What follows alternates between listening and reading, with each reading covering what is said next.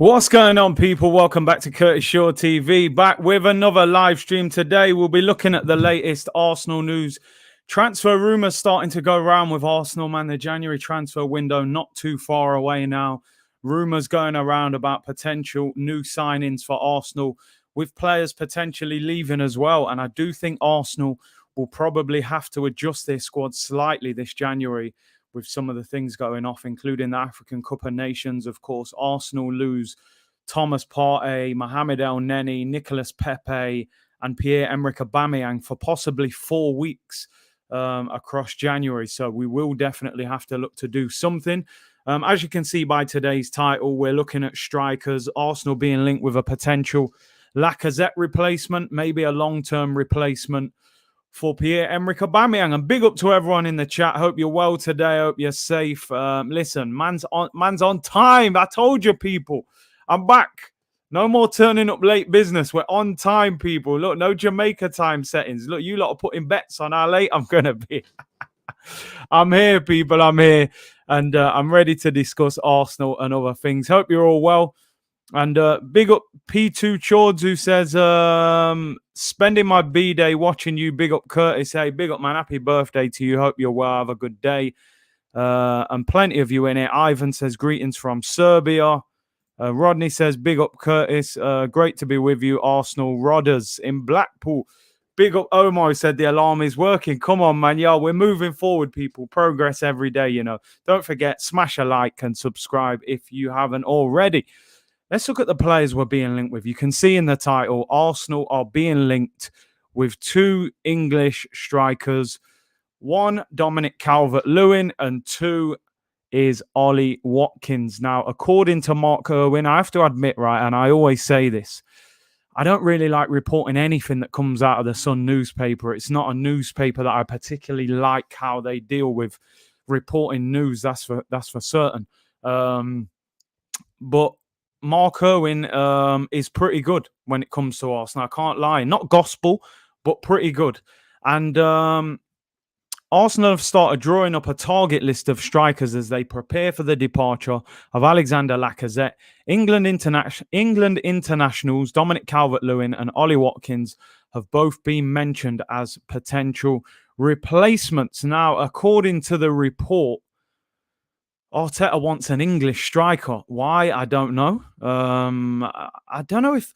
I have read something that something's going to kick in within the next year or two, where because of Brexit, you're going to have more English players in your matchday squad, which is why I think there's been this keenness all of a sudden for Arsenal to buy English players, because over the years, we've never really cared whether a player was English or not. All of a sudden this year, we wanted Maddison, we got Ramsdale, we got Ben White. It seemed like all of a sudden we wanted English players. And as Amo's saying, Brexit FC. And yeah, I have heard that. As Jalil said, English rule, I heard that too. So I think what Arsenal are trying to do is get English players in early. Like Marvu said, Tammy Abraham as well, who's just been called up to the England squad today as well. I know I criticised him a lot. I've never been a fan of Tammy Abraham, but he has started well in Rome, in Italy. But it seems like English players are going to become a premium. So I think Arsenal are just trying to get ahead of the game and get English players in. Unfortunately, do you end up paying too much for a player just simply for the fact that, you know, they're English?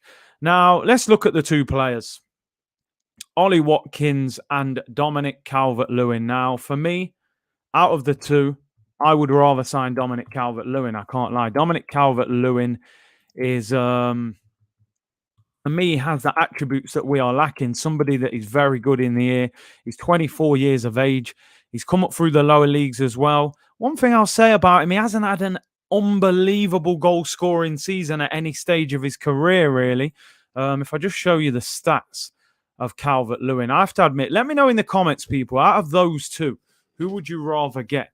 But just looking at Calvert-Lewin here, his biggest season was last year, 16 goals in 33 games.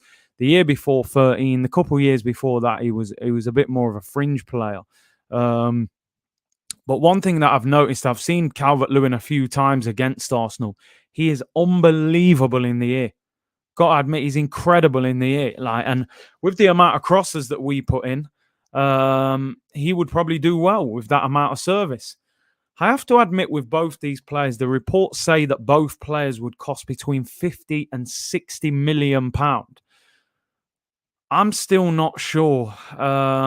There's not a lot of value for money at the moment in the striker market when you look across Europe, which is why many times I've said that I'm surprised Arsenal have not tried to play Martinelli through the middle and try and create a striker rather than paying big money for a striker that's not necessarily proved it.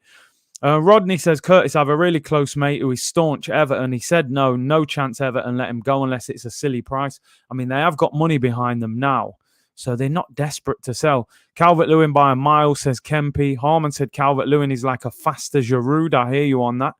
Ruboy said Calvert Lewin all day. Calvert Lewin is 6'2", said Alvin. Greg said he's a threat in the air, which opens the field up for Saka, Odegaard, and ESR to navigate. So that's Calvert Lewin. 16 goals is his record season. Lacopa said Everton play negative football. 16 goals is a great achievement. And obviously that is more than Lacazette has ever scored in a season. I suppose what my other question would be is, are Calvert Lewin or Watkins an upgrade on Lacazette? That would be the other question I would ask, because if they're going to cost 50 to 60 million, I want a player that's exceptionally better. Now, Calvert Lewin is 24. Ollie Watkins is 25. He turns 26 in December. For me, I'm just being honest here. I always give you my honest opinion. I would not sign Ollie Watkins. I would not sign Ollie Watkins at Arsenal. I don't think Ollie Watkins is better than Lacazette. I really don't. He did well last year. Debut season in the Premier League, 14 goals in 37 games. They paid about 32 million for him when they signed him from Brentford. So they're going to want profit. They're going to want at least 50 million for him, according to the reports. For me, this one, I would probably not go for out of the two that we're being linked with. I'm not sure that Watkins is an improvement on Lacazette. Why would we spend 50 million on somebody that, to me, it's not clear whether he's even better than the player we're getting rid of? I genuinely think Lacazette is better than Watkins. Or if you think Watkins is better, it's definitely close. He's got 1 goal so far this season. Last season, he was very good. 14 goals, 5 assists. Some people saying that Calvert Lewin is a little bit injury prone as well, which I do agree with.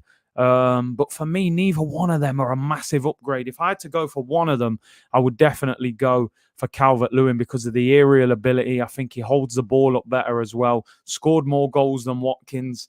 And I do think generally he's a better all-round player than Watkins. Watkins, for me, I'm still not sure if he's good enough to play for Arsenal. I'm really not. Big up my boy Fran in the chat. He said, hit the likes from my boy. Big up Fran. Let the people know if you're on live today. Throw it in the comments and I'll promote it, of course. Lord London said Calvert Lewin is being implored by KSE along with Maddison to get these deals done. They've also asked about Andre Silva and Aouar as backup in January. Pepe is a possible swap for Maddison and Lewin. Calvert Lewin, sorry. You've got the news there, man. Big up, man. Shaquille said Calvert Lewin has speed. He's good in the air and he's big and physical. He's still raw, but he has the real potential. I still think Isak would fit us more because he creates chances by himself. I have to admit with that Isak, I wasn't overly impressed with him in the Euros. I've seen him a few times for his club side. I believe he's at Sociedad, and he did look better, to be honest. Big up Mike Howard. Hope you're well, bro. Thank you for your support. I doubt Calvert Lewin will come because the Usmanovs people tried to pay a high price because he probably has a vendetta against Arsenal because of Kroenke. Exactly. You know, Usmanov tried to buy Arsenal, of course, and was kind of pushed out the door. He's gone and invested some money in Everton. So if Arsenal turned up at the door, would he treat us nice and go, do you know what? I have got some respect for you. I'll let you do the deal. Or does he look at it and say, you know what? You lot forced me out, treated me disrespectfully. Give me 70 million for Calvert Lewin, which Arsenal probably wouldn't pay. So you make a good point there, Mike. Fran said, yes, brother, on at 4:15, touching on some news or the same news. Go and check out Fran on FFTV, 4:15, people, where he'll be discussing, the striker potential merry-go-round at Arsenal. Somebody who a lot of you are mentioning in the comments, and this, for me, should be one that we should be looking at. Ivan Toney. Ivan Toney, for me, what I'm seeing of him at the moment, and listen, I haven't seen him in a full season in the Premier League, so I can't say how good he is. But I can tell you something, he's difficult to play against. He's difficult to play against, and what I've seen so far, I like of him. You know, he looks aggressive. He bullied Arsenal. He only scored 2 goals, 2 assists, but that's not a bad start in 7 games. He's aggressive. He made life difficult for Van Dijk as well, you know, which not many players do that. I suppose the problem, again, he's going to be expensive. I've heard many reports come out of Brentford where they say if Watkins costs 32, Ivan Toney's going to cost more. Ivan Toney broke the record in the Championship. They class him as an even better player. So whoever we go for, it's a risk. Because to me, spending 50 million on Watkins, I think Calvert Lewin would be closer to 60 million. There aren't a lot of good options out there. There really aren't. But I think if Ivan Toney has a big season in the Premier League, he is somebody we should be potentially looking at. He did do that interview the other week that probably doesn't help his case, where he kind of slandered us a little bit. But he did say they need a new striker, then kind of giggled afterwards as if, you know, I wouldn't mind going to Arsenal type of thing. So we'll have to see. By the way, I know these things don't make a huge difference, but Ollie Watkins is a boyhood Arsenal fan. He said Thierry Henry is his hero. Calvert Lewin is a Sheffield United fan, but has said before that he was a massive fan of Arsenal growing up. Even though he is a boiled Sheffield United fan, he said he has a lot of respect for Arsenal. And Ivan Toney, I'm not sure who he supports, to be honest. I know Fran's always been a big fan of Ivan Toney. I've been really impressed with him since he's come up to the Premier League. He's got a lot of belief. I like that belief. He's 25. He's strong, can lead the line. Looks like he's got a goal in him. I like him. Again, it would cost 50 million. 50 million nowadays is like 20 million 7-8 years ago for a player. 50 million back in the day was like, oh my God, you're spending 50 million pounds on a player. 50 million now is just like, you might buy a squad player for 50 million. That's how crazy it is. It's definitely a bad market to go and get a striker because let's face it, Watkins, Calvert Lewin and Ivan Toney all come with an element of risk. You're signing 2 strikers that have never gone beyond 16 goals in the Premier League. And also in Toney, a striker that hasn't played in the Premier League prior to now, really. So time will tell. Time will tell. We're going to look through some other options as well. Any strikers that you think Arsenal should be looking at, throw them in the comments and we'll have a look. Daniel Browning, thank you for the super chat. Said Ivan Toney is the player we hope Lacazette is. Andrew said everyone is an Arsenal fan. Ryan said Toney is a gooner too, I've heard. I do like him.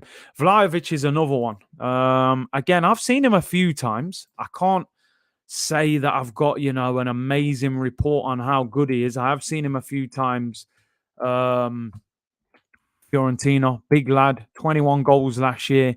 He's only 21 and 4 goals in 7 games this season as well. He was being linked with a move to Atletico Madrid in the summer. Atletico couldn't get the deal done. I think he will leave Fiorentina this summer. I believe he's left-footed as well. And as I said, he had a brilliant season last year. The rumours are that Fiorentina want around 70 million euros for him. Ivan said, my countryman Vlahovic, perfect fit, believe me.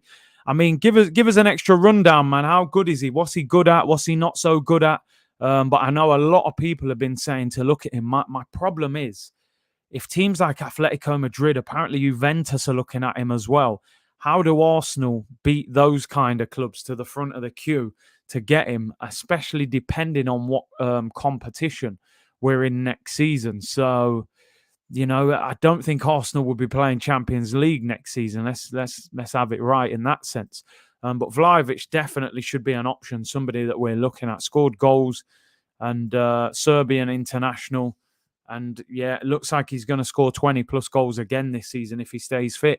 Darren said, for me, Lator and Martinez, I mean, the problem with him, looks like he's going to sign. I think he is on the verge of signing a new contract with Inter Milan. Of course, Lukaku left. He's their top boy now. I don't see him going. That's going to be the problem. I think I said it in the summer, people. We had one opportunity to get Lautaro Martinez, and that was this summer.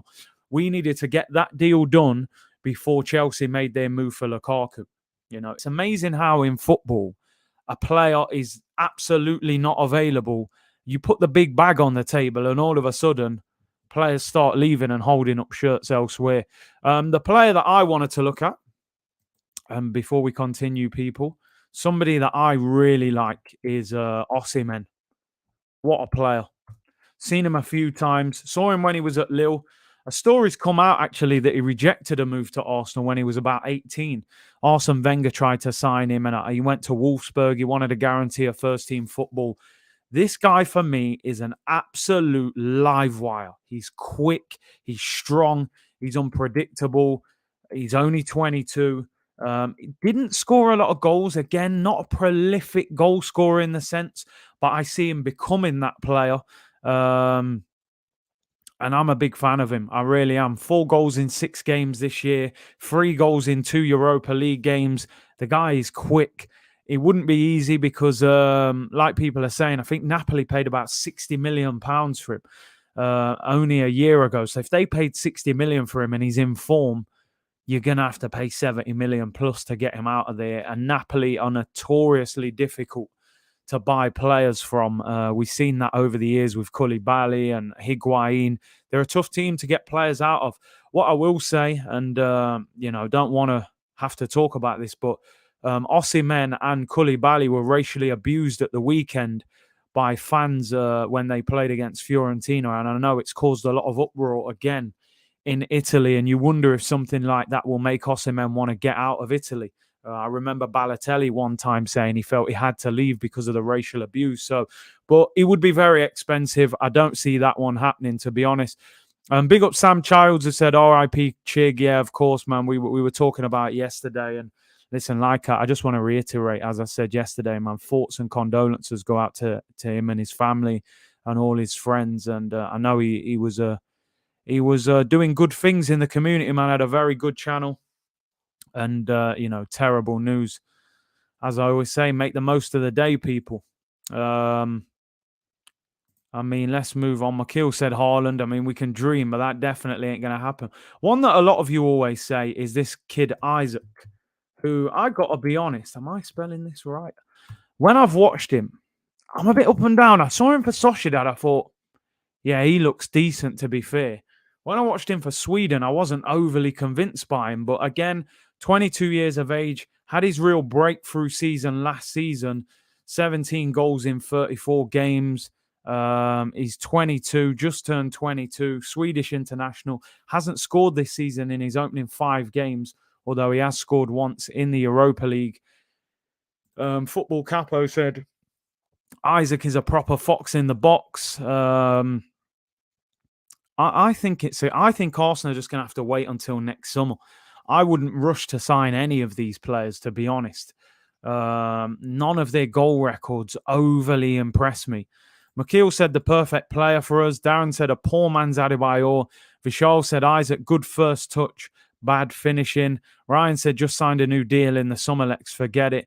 Are those Isak stats or Aubameyang? That's harsh. That is harsh. Listen, Aubameyang, definitely, last season, was definitely not great. I just work here, said Osimhen or Toney for me. I just worry about how Arteta will handle them. That's the problem, innit? Mikel Arteta, a lot of the time becomes the issue when it comes to handling these strikers. One thing I will say, it's clearly obvious there's no standout player that we should say, that is the one. Go and get him. You're talking about spending 40, 50, 60 million pound on players that are quite good, that have had one breakthrough season, that have never consistently scored goals. It's a risk. For me, I got to be honest, I like Vlahovic and Osimhen, and probably Ivan Toney, and then maybe Calvert Lewin. Osimhen is probably not realistic. Napoli would ask for, I reckon, 80, 90 million for him. Calvert Lewin, I think, would be 60, 70 million. Again, expensive. I do like Vlahovic, but like I said, Juventus and Atletico Madrid, looking at him, I don't think we could get him ahead of those two. So it's going to be difficult. Ivan Toney, I think, would be a good one. I really do. I think he's a problem. So if we were looking for the English striker, I would go for Calvert Lewin or Ivan Toney rather than Ollie Watkins. Now, the interesting thing is, I remember when we signed Lacazette, how excited I was about this signing. I'd seen him so many times. I wanted Arsenal to sign him for 2 or 3 years. I remember watching him in the Emirates Cup at Arsenal and thinking this guy will be ideal for Arsenal. Remember his link-up play with Fekir.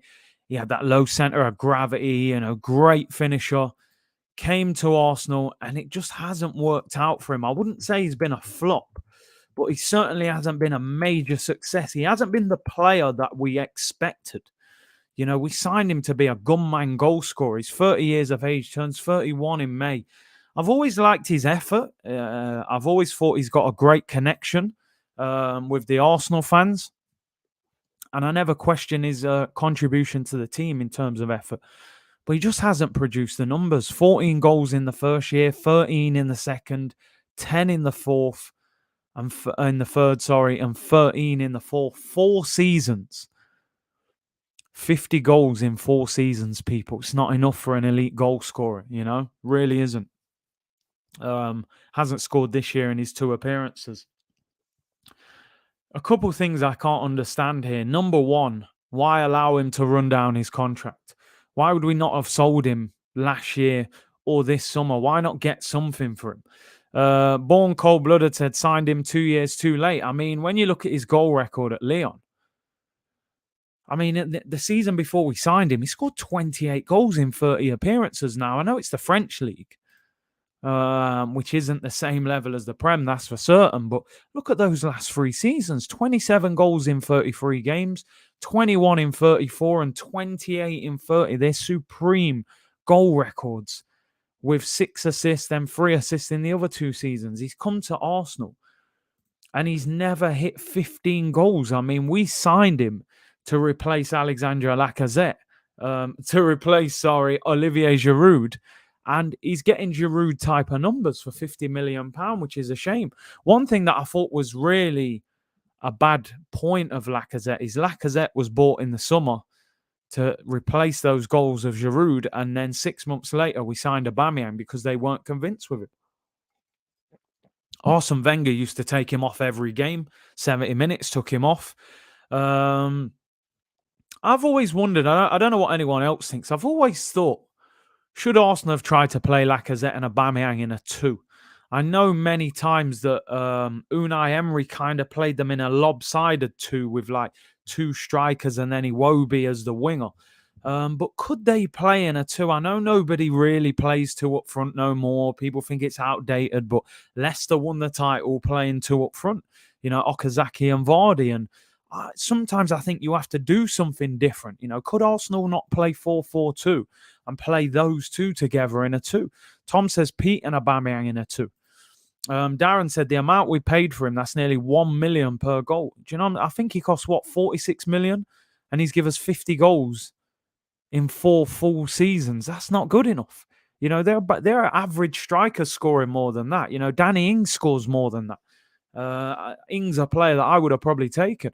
And people are talking about, you know, the goal that he scored against Roma for Lyon, and he did that celebration. I thought, this guy's a serious baller. And it's just never happened. You even look at his French career. He's hardly touched the French squad since he played for Arsenal. You know, he's hardly played for France.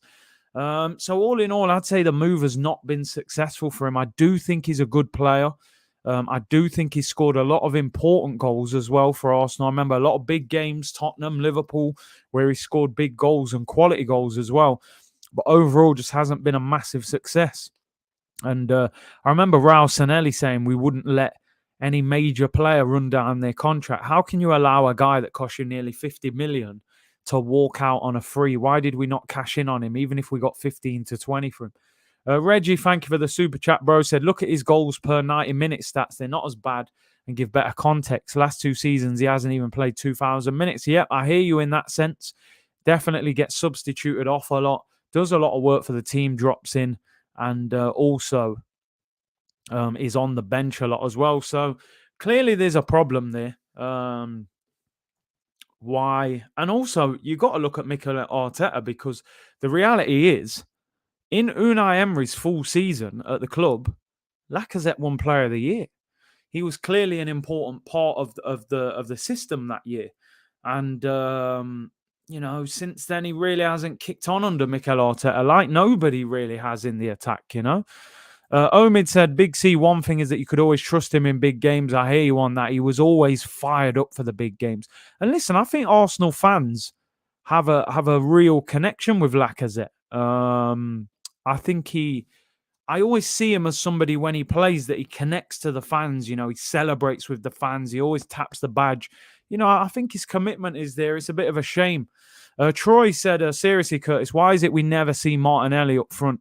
What does Arteta know that we don't? I mean, this is the question we're always asking. I said this earlier on in the week, that sometimes when there's no obvious striker to buy, you have to try and create one. And I think in Gabriel Martinelli, there's somebody there that has the potential to play through the middle. I think if you're going to try and high press, he is somebody that can press centre-backs, that can hunt people down and make life difficult. I think he can finish. I don't think he's the finished article, and I don't know how good he would be with his back to goal. But why not give it a try? That could save Arsenal 50 million in the market. The King Issa says, Curtis, you're the reason I became an Arsenal fan. I mean, I don't know if that's a good thing or not. Maybe I should have kept you away from Arsenal. But nah, listen, appreciate your comment, and let's hope better times are to come, people, Shaquille said, Big C, we should buy Gnabry and play him up top like Sanchez. He has the potential, and he said he would come back to Arsenal. Apparently, he only has 2 years left on his deal. Gnabry, not happy with the fact he's been rotated. Conte would use 3-5-2. Again, you do look at Arsenal now, don't you? And you think Arsenal could play 3 at the back with Ben White, Gabriel, and maybe Tomiyasu as part of a back 3. Or Kieran Tierney as part of a back 3, and then you could potentially play Lacazette and Aubameyang up top, or Aubameyang and Pepe. You could do something else there. This is Luca said, I'm going live at 5 o'clock. Big up, Luca. Good luck on your channel. I've got blood on my hands. Listen, I never convince no one to support Arsenal, man. I'm trying my best. But listen, the good times will come back, people. I just don't know how long it's going to take. That's the only problem. I think 4-4-2 for these low block teams, we seem to definitely have an issue breaking down teams that put people behind the ball. And one thing that, and I'm going to speak about this actually, I put a tweet out today talking about Mikel Arteta. And my tweet was basically saying, Mikel Arteta has been the Arsenal manager for 2 years this December. So he's 2 months away from 2 years at the club. And my point was, I still don't see enough quality in the style of play. I see an idea, but I don't see it being executed. It's all right. Some people were saying to me, I said he doesn't have a style of play. They said, oh, he does, but it just doesn't work. Well, to me, that means he has an idea of a style of play. He hasn't actually executed a style of play on a consistent basis. I genuinely believe that Brighton outplayed us. And I think a lot of that is down to the manager, because you can't tell me that Brighton have a better team than Arsenal. They just don't. It's just not possible. They do not have a better team than us. They have a coach that has implemented a style that these players know how to execute. So when I say he's got no style, and some people were going in the comments, oh, he does have a style. He does. Can't you see what his style is? It doesn't matter if he's got a style if that style doesn't work, right? It does not matter. That the style has to work. Otherwise, it's useless, And at the moment, for me, nearly 2 years in, I put Arsenal on the TV and it's like a pick a mix. I don't know what I'm going to watch. When I watch Everton, I know how they're going to play. Calvert Lewin will hold the ball up. Damari Gray, Townsend, they're direct, they're quick, they'll get crosses in. Decore will boss you with Allen. Them two will hunt you down. And he's been in the job, Rafa Benitez, for 4 months, 3 months. Crystal Palace, Vieira's got them playing a different way. Obviously Klopp and Pep and Tuchel, they've got their style. How come in 2 years this manager hasn't been able to implement a style that the players are able to execute on the pitch. It doesn't make sense to me. You know, how long does it take? Tyrone, big up with a super chat, said condolences to Lee Gunner. Yeah, I echo that. I know he was very close to Chig.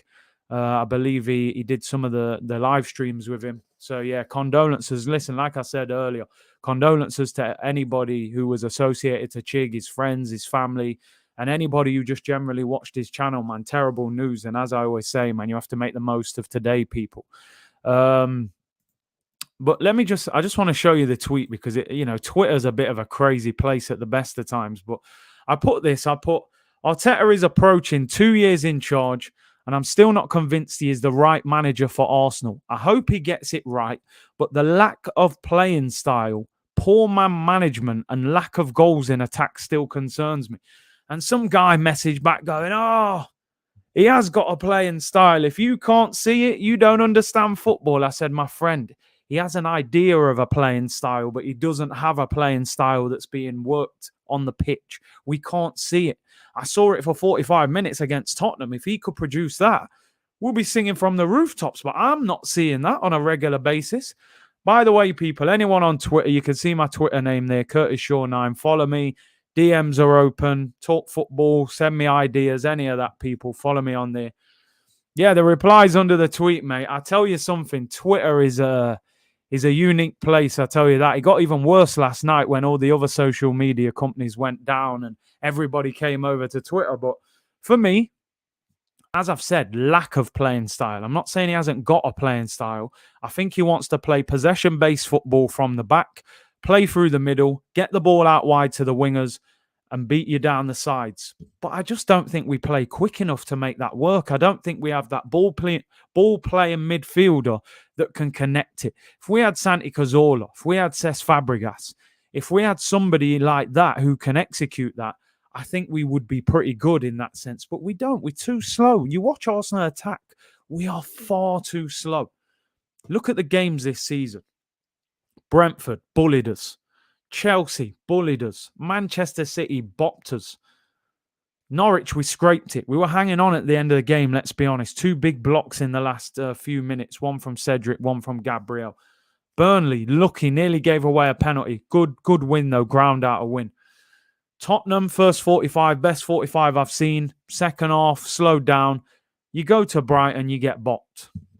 You know, how come you good 1 week? The difference between a good team and a great team is consistency. Good team turns up every so often. Great teams are consistent. Now, I'm not saying Arsenal should be beating Man City, beating Chelsea. But we should be competing. We should be competing with them. People say to me things like, "Oh, but Arsenal can't beat Manchester City." Or, "What did you expect them to do against Manchester City?" I said, well, hang on a minute. 2 weeks later, they drew with Southampton. So how do you explain that? Do you know what I mean? People have to understand. I'm not saying that Arsenal should be beating these teams, but we didn't even compete with Chelsea. We didn't compete with Manchester City. We didn't really compete with Brighton. Let's be honest. They outplayed us. If they had a proper striker, they'd have scored 3 or 4. So the man management, I mean, to me, I think that's a pretty fair comment, what I've said. The man management, people, I mean, we all know the man management has not been good. I'm going on Twitter today and Guendouzi's training with the French squad with Pogba and Griezmann. We're selling this guy for less than £10 million. You're telling me he's not good enough to play for Arsenal. You got Saliba out there on loan playing Europa League doing really well. Can't get involved at Arsenal. You know, the handling of Mesut Ozil, even though I felt like we had to get rid of him. Just so many things at Arsenal where you think that man management. You can be a great coach in football. I've played under coaches who are excellent. They understand the game so well. They coach, they can improve you. But management is a totally different thing. Management is something you've either got or you learn over time. Some people don't even learn it over the time, you know? Cronke out said, I have huge respect for Graham Potter. From Swedish tier 4 to the Prem. That man was Östersund's manager. I don't know if anyone remembers when Arsenal played Östersund in Sweden, I think it was, in the snow. This guy beat us at the Emirates with Östersund. He spent about 6 years over there because he wanted to learn how to be a manager. It's very difficult to come from coaching to management and be successful at a top club. You can make it work maybe if you're Zidane and you're walking into prime Cristiano Ronaldo, or if you're Pep and you're walking into Lionel Messi. It's very difficult to just leave Man City as a coach and come to Arsenal and become the manager. Do the players respect you? You haven't managed. So if you're telling me what to do and you've never done that job, do I trust your advice?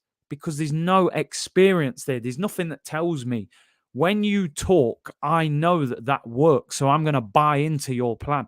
I reckon sometimes these players probably sit there in the Arsenal dressing room and go, what do you know about being a manager? You never even been a manager. Didn't have a huge football career. So why should I listen to you? If I was a player and Mourinho was telling me something, or Pep, or Klopp, or Conte, I'm going to think, you know what, I better listen to you because your system works, mate. All this trust the process, Mikel, I don't know if where you're, you know what I mean, where this is going. So I just work here, said, just watching him scream on TV and I get confused. I can't even hear the man. Imagine the players having to deal with him. Listen, man, I'm telling you, I'm concerned by Mikel Arteta. For anybody that watches me, last year I just laid into him. I was never abusive. I'm never abusive towards players or managers. But I'll give constructive criticism. I was doing Arteta out shows. I'd had enough. This year I've tried so much to be more patient. But I'm still struggling to see what is happening at Arsenal Football Club. Honestly, I know people tell me it's a rebuild. I know people tell me it's going to take time. Somebody messaged me today. They said, Curtis, I agree with your tweet, but they gave him 150 million to spend. He needs a year or two to get this team to play the way he wants. And I said, well, hang on a minute. Last summer, Chelsea spent 220 million. Frank Lampard had got top four the year before on the back of a transfer ban and losing Eden Hazard. He spends 200 million, and after half a season, Abramovich sacks him because he says, you know what? I gave you all that money and I'm not seeing no improvement. So I don't buy into that thing that, oh, because we've spent 150 million, we need to give him another year or two to get those players to work. If we're not progressing by December, I think he should be gone. I think he should be gone. People keep telling me now, but oh, you got 10 points out your last 12. But actually, it's 10 points out of 21 because they don't start the season when we start the season. You know, people told me last year, oh, we were second or third in the league since Christmas, but the season don't start when Santa Claus drops the presents through your chimney, mate. The season starts in August. So to me, if we're not making progress by December, I think the club have a decision to make. I don't think you have to give him a whole season. He's 2 years in. A lot of managers don't even get 2 years at big clubs to make things work. He's had 200 million. He's had nearly 2 years. Where's the progress? Where is the progress? You walked into a team that had finished fifth the year before and got to a Europa League final. We spent 120 million that summer. Emery didn't make it work the second year. You've walked in. You've put another 200 million on top of that. And the best you can give me is eighth. You've taken this club out of Europe. I watch Arsenal on the TV and I'm genuinely bored sometimes of the playing style. Nobody can tell me that Arsenal are an attractive team to watch. We play boring football. You get moments of individual brilliance or a little move here and there that excites you. But in general, we are not good to watch. We've played 7 Premier League games. We've scored 5 goals. We haven't scored in 3 of those 7 games. We scored 1 against Burnley, 1 against Norwich, and 3 against Tottenham. We couldn't score against Brentford, Chelsea, Man City, or Brighton. Aubameyang's fell off a cliff since he's played under this manager. He won the Golden Boot in his last full season under Emery. Comes to Arteta. Has the worst season, I think, in the last 6 or 7 years of his career. Coincidence. Alexandre Lacazette wins Player of the Season in that full season under Emery. Comes to Mikel Arteta, not a lot going off with him again. What's happened to the attack? Pepe, nothing. Nothing going on with Pepe right now. I've backed Pepe time and time again. He's going nowhere at the moment. The way it's going, they'll probably sell him in the summer. He's got 2 years left on his contract in the summer. They've got a decision to make on Nicolas Pepe this summer. The goals, the lack of goals in attack, people go, yeah, but he's fixed the defense. But in 2 years, that's all we can get. The defense fixed in 2 years with 200 million. You should be able to do that in 1 or 2 summers at the most. He had a full year last year. No fans, no real pressure from the fans, empty stadiums.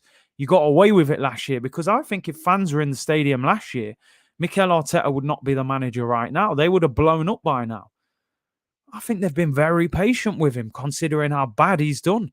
Big up Stephen Featley. I hope you're well, bro. He said, was anyone surprised by Saturday? Because every time he comes up with someone who has a style of play, he can't win. Potter outsmarts Arteta again and again, and these Arteta sexuals say he's better than Potter. Delusion. Listen, make no mistake about it. Mikel Arteta was outcoached on Saturday. He had a system, Graham Potter, that we struggled to get the better of, and he didn't respond. He tried to use Lokonga in the same role that he used as Granit Xhaka. That took away from his game. In attack, we were toothless. We had nothing. We had a couple of shots. We never looked like scoring. The 2 times we had opportunities to create the goal, we didn't see the pass. Anyone who saw the show I did yesterday, people, we did a little video analysis. Saka should have given it to Aubameyang, and Smith Rowe should have given it to Saka. 2 easy chances that we wasted. Graham Potter outcoached him. It's true. Graham Potter was in Sweden for 6 or 7 years. Now, on paper, you'd go, oh, Sweden. I don't want a manager from Sweden, but forget where he was or anything. He was learning how to become a manager. First and foremost, there are a lot of top coaches in football. We've seen top coaches fail in management. David Beckham says Steve McLaren's one of the best coaches he's ever worked under. He's highly renowned as one of the best coaches in English football when he was at United. Went into management, Wally with the brolly. He went to Holland and started putting funny accents on and looked like he'd been tangoed. He looked orange. You know what I'm saying? Who's the guy at, what's his name? The guy who was with Ancelotti. Paul Clement. Paul Clement was with Ancelotti all the time. Took over in management, couldn't do anything. You know, assistants don't always become good managers. And, you know, how long do we give him? How much money did we give him? How much time do we give him? Your mama said he has us playing tiki-taka. Man, the football stinks. I'm telling you now, people, you don't want to go and watch Arsenal playing this football because 3 or 4 times a month they're going to play bad. They'll pull out that one good performance a month that we all rave about. I fall for it myself. After the Tottenham game, I was singing all sorts. I was ready to buy merch last week. Good job I didn't. E. Ross, thank you for the super chat, bro. Said Aubameyang getting golden boot with a 5th place club. Just imagine if he had the right manager and players around him. Big up C. Bro, and this is the thing. And I said, and listen, I'm not going to start capping for Aubameyang because, you know, I gave my opinion on how I felt he played at the weekend. He was disgraceful. But what people don't understand is sometimes, well, a lot of the time, really, a player has a time limit. You know, it's like your bread. Your bread goes out of date by a certain date. You can't eat it once it goes moldy, bro. You have to stay away from it. Footballers will hit a period where they decline. And I think we had prime Aubameyang when we first got him.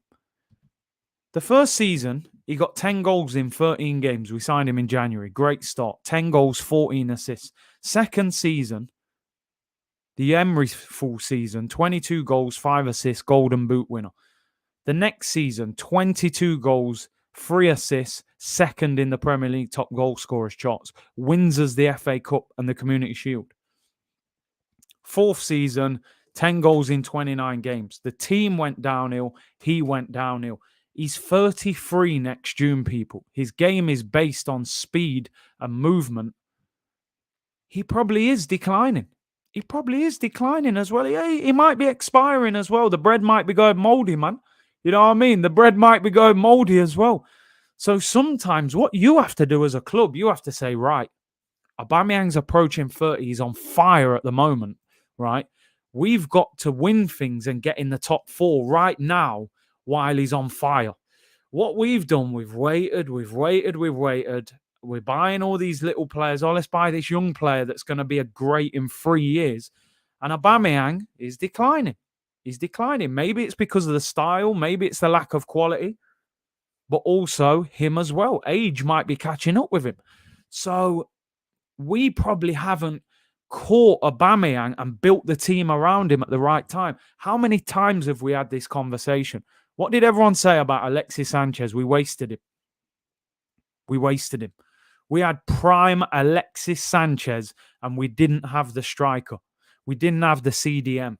We didn't have the centre-back. We needed the centre-back partner to Laurent Koscielny.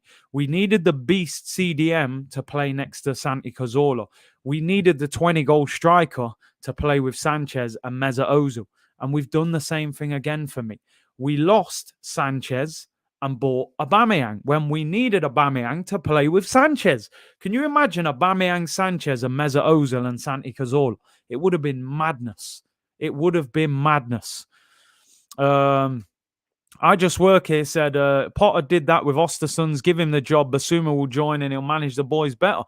I mean, listen, I'm still not fully convinced by Graham Potter because of his reputation. Could he handle that big dressing room and those egos? But in terms of the playing style, way better than Mikel Arteta.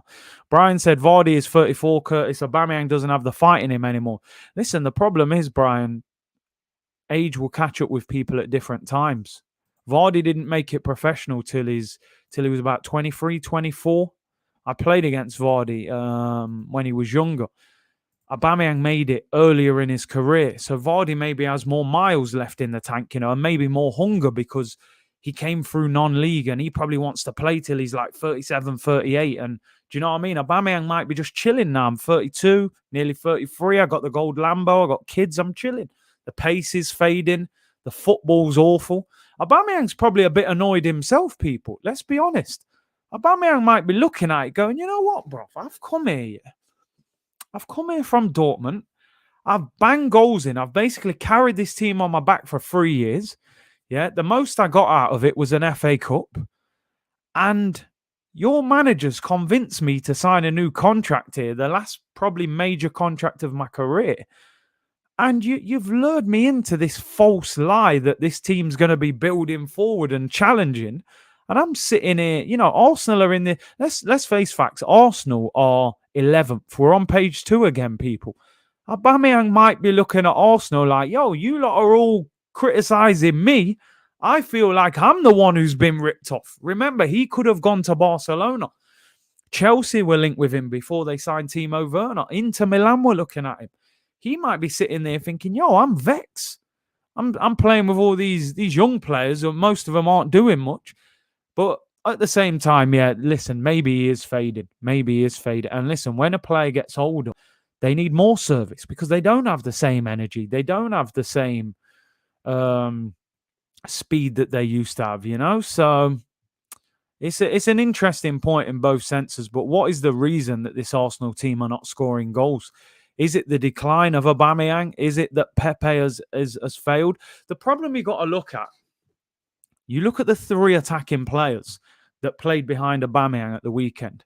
Emile Smith-Rowe doesn't score many goals. I think he can add to that, but in general, doesn't score many goals. Martin Odegaard doesn't score many. Bukayo Saka doesn't score many. So the 3 attacking players that you're playing behind your striker to score goals, they're not natural goal-scoring players. So that means you're relying on your goals coming from the striker, which is Aubameyang. The problem with that, those 3 players are also not the most creative of players. So you've got 3 players that aren't overly creative and aren't overly goal scorers. So where are the goals going to come from? You look at the other top teams. Now, I know we don't have the quality of players as them. Liverpool's goals come from their wingers. There's less reliance on their striker. They get their goals from Mane and Salah. Same with Man City. They don't even have a striker, really. Gabriel Jesus even playing out wide. There should be less reliance nowadays on your striker to get the goals. The goals have to come from the wide players as well as the striker. You also need an attacking midfielder that can chip in. De Bruyne chips in with goals for City. Bruno Fernandes. Players like that. Arsenal don't have that. Where's the attacking midfielder who chips in with 10 goals? We haven't had a goal-scoring midfielder since Aaron Ramsey. Do you know what I'm saying? Ramsey left. He's never been replaced. We haven't got a goal-scoring midfielder really at Arsenal. So you've also got to look at it, man, in an overall sense as well. What I'm thinking moving forward, people, and you might be surprised that I'm saying this, do Arsenal need to put Lacazette through the middle? And you might be surprised that I'm saying that because I'm a big defender of Aubameyang. But sometimes I look at this team and the way we're set up and I think we're not built to have a striker that is relying on service to get goals, which I feel Aubameyang is now. I almost think we need a link striker who can get more out of those three behind him. And I almost think that Lacazette could be that guy. He's a far better link-up man than Aubameyang is. Like, you look at him, and as Cooper says here, look at the chance that Smith Rowe had where he could have slipped in Saka. Lacazette comes deep, ball zipped into him, sets it for Sambi, ball through, and we're in on the attack. I don't know. The problem for me, I just think that because Lacazette will probably leave in the summer, I don't think he wants to play him ahead of Aubameyang, because if you play Lacazette ahead of Aubameyang all season, Aubameyang wants to leave, Lacazette leaves in the summer, you've got an unhappy 32-year-old on 300 grand a week. So it's a difficult one, people, with the goal scoring situation. John said Lacazette is a better footballer. I think he's definitely technically better with the link-up play and things like that. I think he's... we may get more out of Smith Rowe and Saka and Pepe and players like that with Lacazette rather than Aubameyang, you know? Big up Latte, hope you're well, bro. He said, Curtis, you are the best. Great analysis and spot on. I appreciate that. Not everybody agrees. That's the beauty of football. You know, I don't mind if people disagree. Let's just have a mature discussion. You know, you don't have to agree with everything, but if you do, then great. If you don't, let's just discuss it, people. But thank you for your super chat, bro. Amazing TV said Pepe as striker. A few people have said that. Former MVP said all the big games last year, the man up top was Lacazette. Maybe time to bring Lacazette in.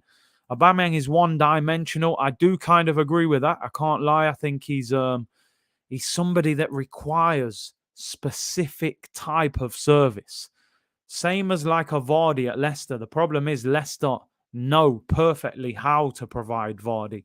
Where Aubameyang, it's kind of almost like we don't know how to get the best out of him.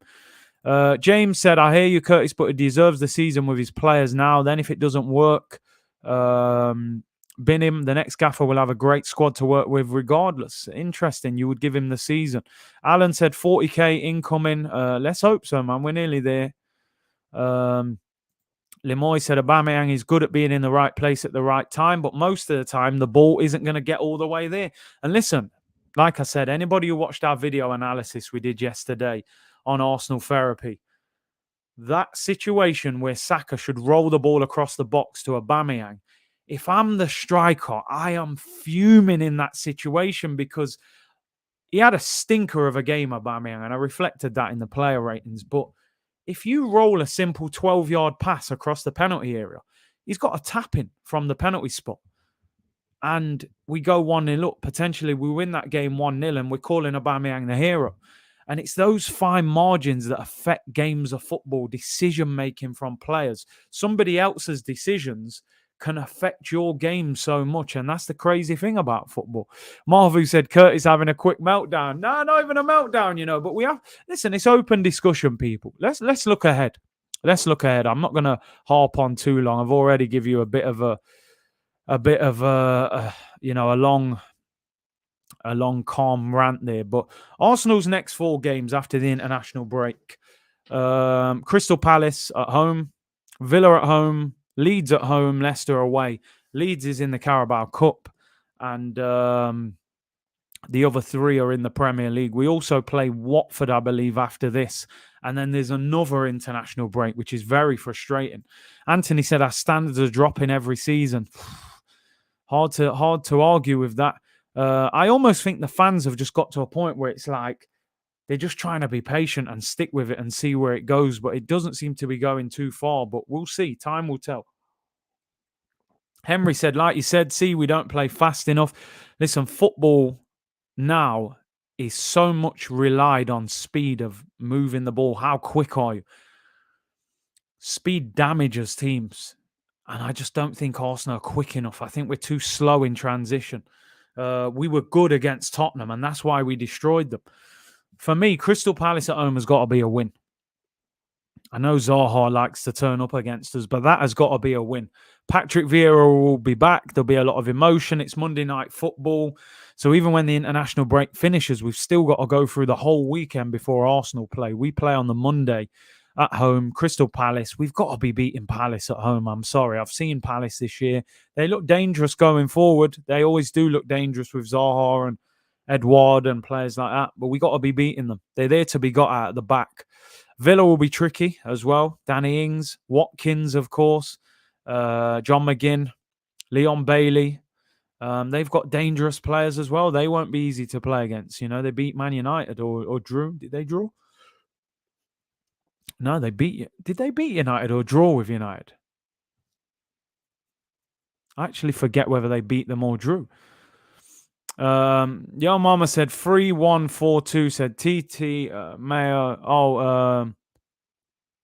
Gabriel Partey, Lone DM, Saka and Tierney attacking wing-backs. ESR has advanced eights with Lacazette and Pepe up top. You would play them. Yeah, they won, didn't they? Yeah, they won. They won. Yeah, I forgot the score. I was thinking of the Everton game, mixing it up. Yeah, listen, if they beat United, they beat Everton at home as well. They look decent this year. They don't look like they're massively missing Jack Grealish, that's for sure. Elliot said, agreed, Curtis. These next 6 winnable matches will tell a tale.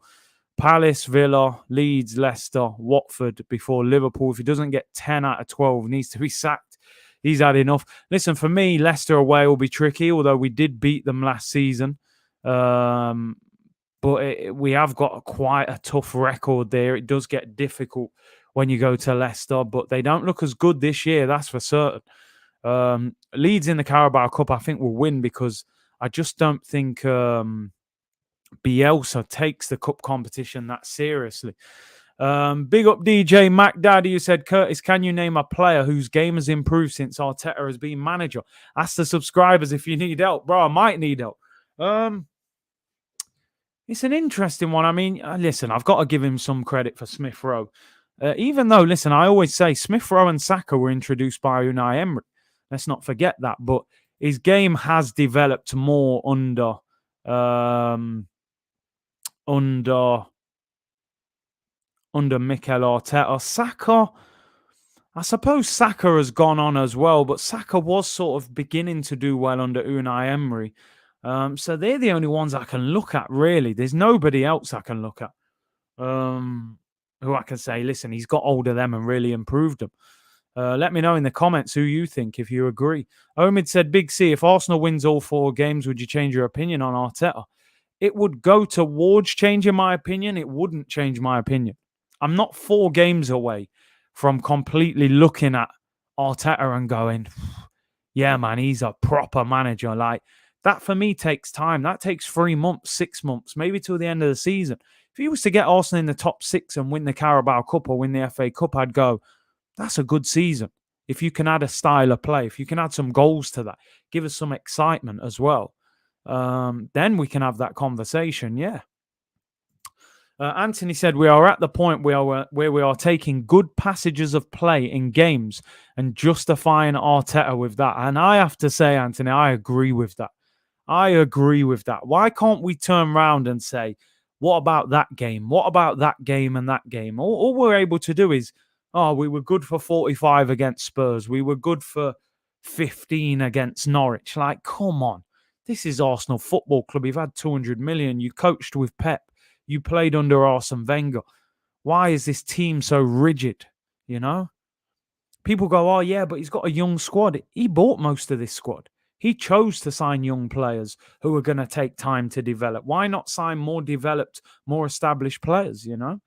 Elusive Glue, big up, Jeff said, big up Curtis, if you put Aubameyang in Klopp's team, I guarantee he's a 20-goal a season again. All day long.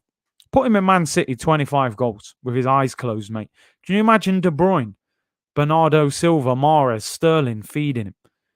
He'd be like a baby, mate, drinking milk out of a bottle. They'd be holding him in their arms, mate, just feeding him. Here, mate, how many goals do you want? At Arsenal, we're absolutely starving.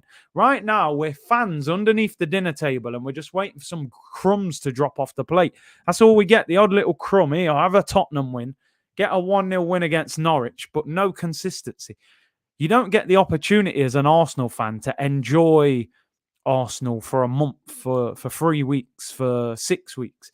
You enjoy them for a week. You get carried away. You think, oh my God, Arsenal are back. We played great football. It's all going well. We're going to get top 4. And the next minute, you're like, hang on, I don't even know if we're going to get top 6. And we're dreadful to watch. You know what I mean? So I don't know, people. I don't know. Listen, and Bowie said so much negativity, but listen, it's not. We had balance to it. You saw it. When we beat Tottenham, look at the mood I was in. Look at the mood amongst people in the comments. Everyone was absolutely buzzing. So the mood of the fans is dictated to by the performance of the team. I always say this. If the fan base are negative, it's because the team are not performing. It's because the manager is not getting a performance out of the players. So you can say it's negative. I'm not going to sit there as an Arsenal fan and start jumping around when I have to scroll down to page 2 to find Arsenal Football Club. If you expect me to be positive about that, then I'm sorry. You're on the wrong channel. I will not be positive about that. That's not me being negative. That's me demanding a certain standard from a big, big football club. They want £1,000 a season for a season ticket to watch this. They're bringing out 12 to 15 training kits a season, 3 kits a season. Do you know what I'm saying? They don't mind taking money off the fans. The least we expect is a decent football team. We're the 3rd biggest club in English football. Historically, we don't act like it. So for me, listen, I don't mind. I'll click on them comments. But to me, I don't think it is. I think that's the reality. When Arsenal win, when we play well, when you give us something to believe in, you've seen the mood. You know, I'll get behind the team every match day. You know, we have a great bit of fun in the comments, good banter. When we're poor, I'm not going to look at it and say, you know, everything's rosy in the garden. We're 11th and we've got a great manager. And don't worry that we finished 8th 2 years in a row. Don't worry that a £72 million record signing is sitting on the bench and we don't even know how to get him into the team. Don't worry that Aubameyang, the best striker that we've had since Robin van Persie, can't control a bag of cement when he's playing up front. The ball's bouncing off him like a trampoline. A £46 million French international striker, Lacazette, is about to leave on a free transfer, despite the fact we're a self-sustaining model. I mean, come on. You're only going to get the truth from me, people. I'm sorry. We speak the harsh reality on this channel. A £45 million centre midfielder's killing pigeons all over Brighton, licking down seagulls with 45-yard free kicks. No, man. No, we have to speak. We speak the truth here, people. Some people will see it as negative, but I'm a reflection of the club, I'm afraid. The club do the business. You'll see me dancing, celebrating, going crazy. I was ready to order kits last week. Not now. I've taken everything out of the basket online. I've took all of that out. I ain't buying nothing. Man said, well, that's me, Todd. Nah, listen. You said it in a respectful way, even though I didn't agree with what you were saying. So I don't hide from those comments. You know what I'm saying? Not everything has to suit my narrative. As long as you're respectful, we'll discuss it. But for me, we have to demand better, people. We have to demand better. And I'm glad you've took it that way as well. You know, I hope I wasn't too harsh on you. But we speak harsh reality on here, people. I'm not one of these people that's just going to be negative, and I'm not just going to be positive. The balance is somewhere in the middle. You know, when Arsenal do well, I'm the first to go mad. I'm celebrating. I'm running all over the place. I'm shouting the house down. The neighbours. You should see the neighbours around here, how they look at me sometimes when Arsenal have won a game and I'm shouting. They see me the next day in the street. I must think, what the hell's wrong with him? I've just heard him shouting down the whole street. You know what I'm saying? When Arsenal do well, I'm right there at the front of the queue, people. But when things aren't going right, I'm going to tell it like it is. We left Highbury for this. We left our kingdom for this. Do you know what I'm saying? But big up to you, Bowie, man. Respect anyway, man. Big up Richard G with the super chat. It says, big up Curtis. Do you think Odegaard will become that 10 that will pick teams apart? Enough respect from Canada. Big up Richard. Like I've said before, Richard, man, I think it depends on how we play football. He's very much in that Mesut Ozil category, not in terms of how good a player he is, but he's a player that he relies on people to get the ball to him quickly. You've got to get the ball to him quickly, get him in space, and then he needs movement around him. He's a very specific player, and that's my concern about Odegaard, is that if we're not going forward well and playing good football, can we get the best out of him? And I think that's what happened to Ozil in the end. When he came under Wenger and we bopped the ball, he looked like a dream.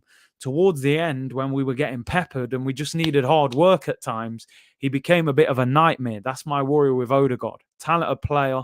Don't know if we can get the best out of him. Jurgen Klopp said the basket do be empty. I'm telling you, that basket got emptied. I had things in the basket ready to order. I said, that's it.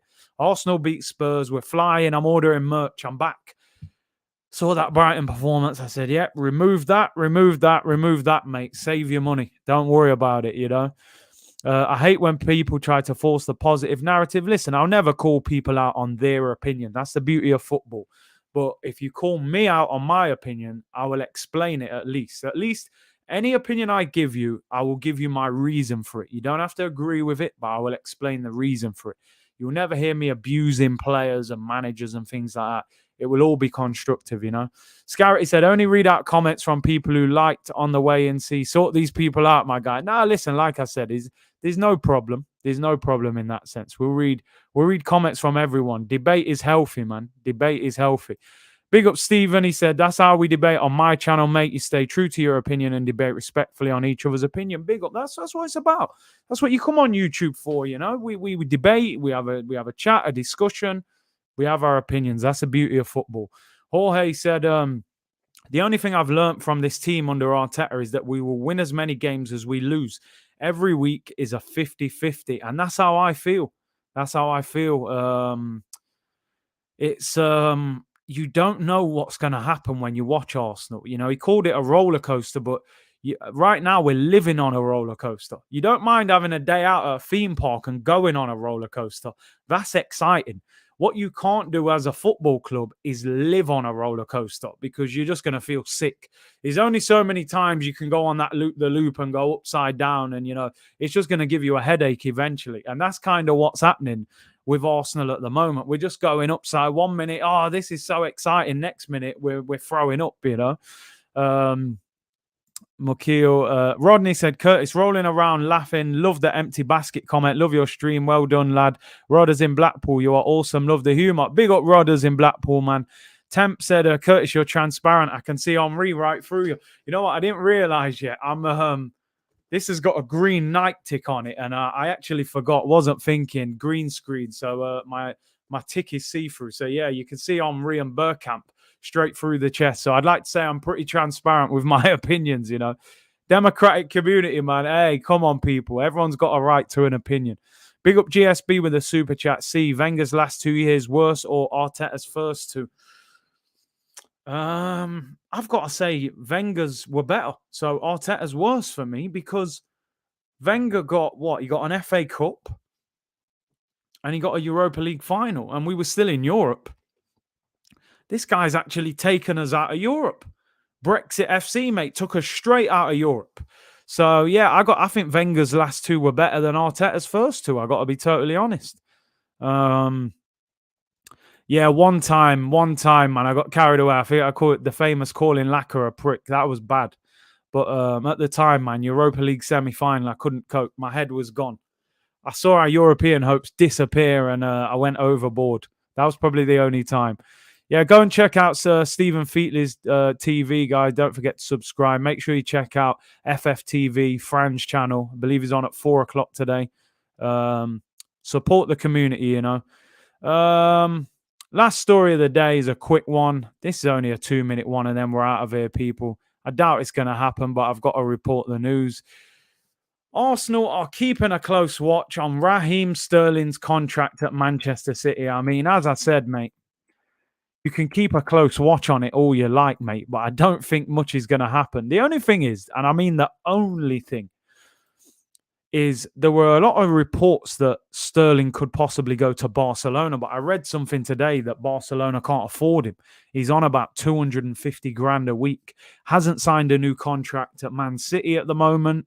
If he was to stay in England, I don't think he's got that many options because Man U aren't going to buy him.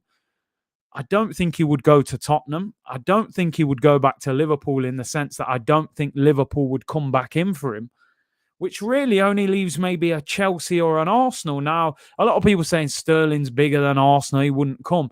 But sometimes when you want to leave, you're only as big as the options that you've got available. Let me know in the comments afterwards. Would you take Sterling at Arsenal? Do you think Sterling would come to Arsenal? Remember, he did have a good relationship with Mikel Arteta. Listen, it's unlikely, to be honest. But listen, I just wanted to throw it out there and see what you think. Apparently, could be leaving this summer for 70 million. Not happy with being on the bench. World Cup next year. Feels he has to play first team football every week. Barca are apparently interested, but struggling to afford him. So we'll have to see. I would definitely take Sterling at Arsenal. And I don't think it's completely impossible, but a lot would depend on what competition we were in. If we're not even in Europe, we've got no chance. And also, with the style of football, how good would Sterling even look in the Arsenal team? I got to be honest, it might not look great. So, listen, I'm out of here, people. Been on for just over an hour and 10 minutes. I appreciate you all tuning in. I've got Lee Judges on tomorrow from 2:30. That should be a good one. I haven't had him on for a few months, so tune in for that. We'll have lots to discuss. Watch-alongs this week as well. We'll do 2 Euros ones. We've got 2 or 3 watch-alongs this week. Tomorrow, we've got Italy against Spain, 7:45. That's Nations League semi-final. On Thursday, we've got Belgium against France. That's Nations League, the other semi-final. And I believe the final is at the weekend as well. So we've got at least 3 watch-alongs this week. So join me for Lee Judges tomorrow. I'll have another collab on Friday as well. I'm just waiting to hear back from someone before I let you know about that. So 2:30 tomorrow, Lee Judges. 7:30 tomorrow, Italy against Spain watch-along. Enjoy the rest of your day, people. Stay safe, and I will see you all tomorrow. Bless.